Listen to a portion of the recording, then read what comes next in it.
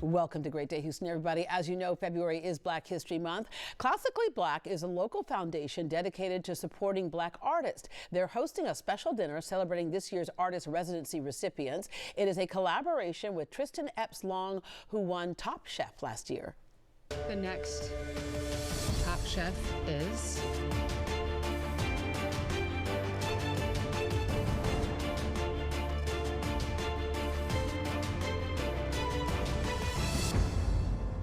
Tristen. Oh, I believe that look up was like a thank you, Jesus. All right, tonight's dinner will showcase culturally influenced cuisine alongside visual art. Chef Tristen and founder and artistic director Ashley James join us to share more about tonight's event and how it supports the foundation all year long. All right, good morning. Good morning, Deb. All right, was that look up to the sky? Is that what that was? Oh my God, it was over. It's over. Yeah. But Yeah, exactly. All right, I get tired watching those shows, right? We'll talk a little bit more about that and your role in that in just a second. But first, Ashley, you studied philosophy and social justice at Loyola University, Chicago, but you're also a Michelin-trained chef. Yes. All right, where did food become that important to you in your life growing up? For my grandparents. Both of my grandparents cooked, so I always cooked with them. And when I was in university in Chicago, actually is kind of where I started making the transition. But to the point of we were talking about earlier, my mom was like, you know, you can do whatever you want as long as you finish school first. Yeah. All right. We oftentimes throw out words like James Barrett or Michelin and what does Michelin mean? Sure. So you have the Michelin Guide that originated in France and has recently come to the South.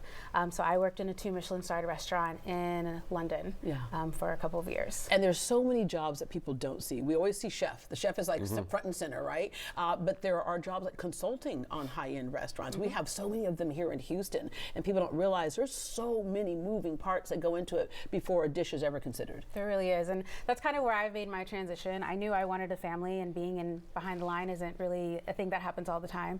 So I wanted to learn every aspect of the restaurant, not just in the kitchen. So I spent 15 years in the kitchen, and then many years figuring out the front of the house. And you're right, when you walk into a restaurant, it's what you see, it's what you smell, what you hear, every aspect before you even get to what you eat for dinner. Yeah, all right. Speaking of what we eat for dinner, Chef Tristen, what you eat for dinner oftentimes had some roots from Trinidad. So tell me, when you grew up, what food meant and what brought your family around the table?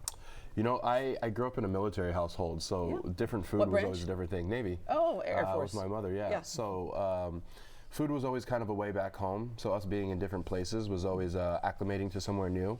But the Trinidadian stuff was always our way coming back home on Sunday dinners and everything like that with my grandmother and my family. It was the way of kind of connecting everything kind of together for us. So. I can relate to that because for me, I went from egg rolls in Taiwan like almost overnight to enchiladas in San Antonio. Sure. So, right? But food was one of those things that you connect to and then you start to learn about culture. And so you speak to a little bit about the importance of food and what it can do. Sometimes we take it for granted because you're just grabbing lunch real quick. Of course. But I think there's been a renaissance in the whole industry and people are connecting more to it in a different way. I mean, Renaissance is a great way of saying it, right? This new kind of rebirth and reappreciation of us thinking like food is not just fuel, but it's also the thing that kind of sustains us and makes us feel seen and makes us feel, connect us to who we are, our story and everything like that. So, you know, for me, it's Afro-Caribbean. For, you know, it might be, you know, egg rolls somewhere because that's part of your story, but this whole new thing, especially with like Afro-Caribbean food, people are starting to find it, especially in the South, as this connection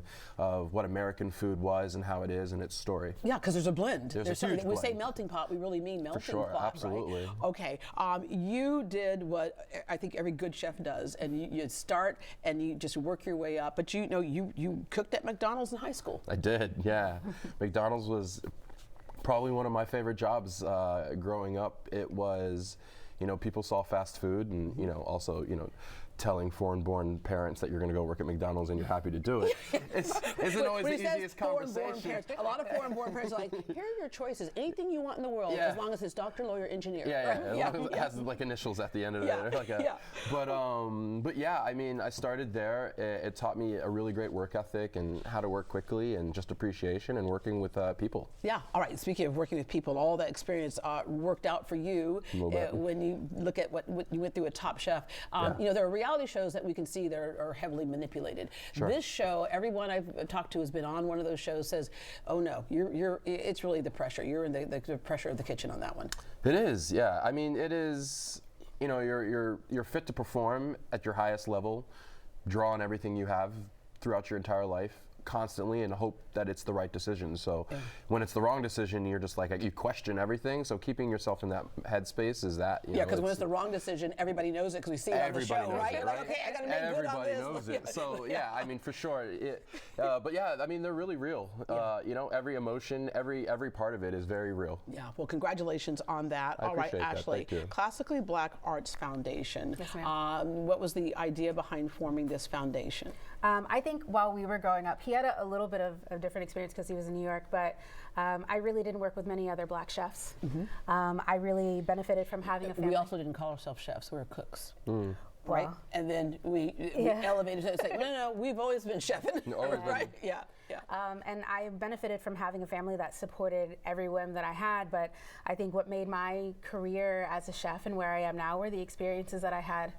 So the idea was I wanted to not only bring, you know, classically trained artists from chefs to opera singers to the people in a really intimate setting, but I also wanted to then pay back to people like us to really showcase us in a great way. Like, chefs don't have the time or means to necessarily put on a great tablescape or a really great event for all those things that matter.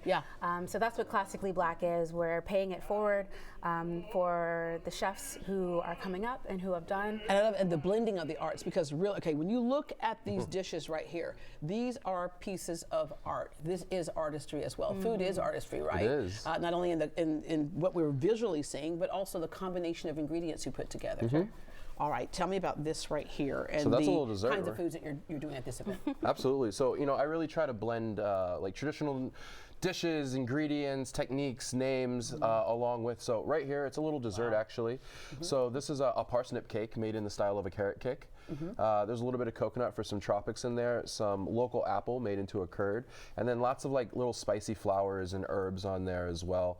But really kind of drawing on like, you know, to blend the arts is Kahende Wiley, right? Just these beautiful florals along with like Afro and Caribbean kind of center points, and using like old school techniques or old school like imagery. Yeah, you say little dessert here. This little dessert packs a big punch because it's so flavorful and thank it's you. so moist. Yeah, this is really good. And the question that everyone always asks when they have floral on can we eat the flowers? Are these edible flowers? If it goes on the plate, you can eat it. You can eat it, right? Yeah. Okay. At least in my book. Right on over here. What do we have? Yeah. So this is a little bit of lobster. It's in a sauce called ndole. It's an African sauce made with like that is peanuts and different greens, a little bit of chilies. There's a little bit of turnip on the plate, and then just some really beautiful lobster. So something that would usually be a really big, like kind of heavier stew, made a little bit lighter, some lighter seafood, really elevating it and really showing what I like to do with Afro-Caribbean And it's cuisine. interesting because I have traveled the Caribbean quite a bit. I recognize those flavors. Yes, they all blend, right? Yeah, They that's really pretty do. cool. Yeah. And that's why I love that cuisine. You know, you can feel seen in it, kind of no matter where you're from. Like it comes from somewhere. Yeah, I can be seen eating it. Is what Yeah, can happen there. I love Okay. that. Yeah. The artist and residency requirements are what, and how does someone get involved in this foundation? If you go to the Classical Black Arts Foundation website, you can apply there. The deadline is February 15th. You have to be African American or of Black descent. Yeah, because that's the culture that you're representing. Right. A visual artist. And for this one, based in Houston, and we have space for up to 5. Yeah, okay. So tonight's dinner, still time for someone to call in, or is it sold out and We set? have a few seats left. So Yeah, it is time. we got a few. Yeah, just a few.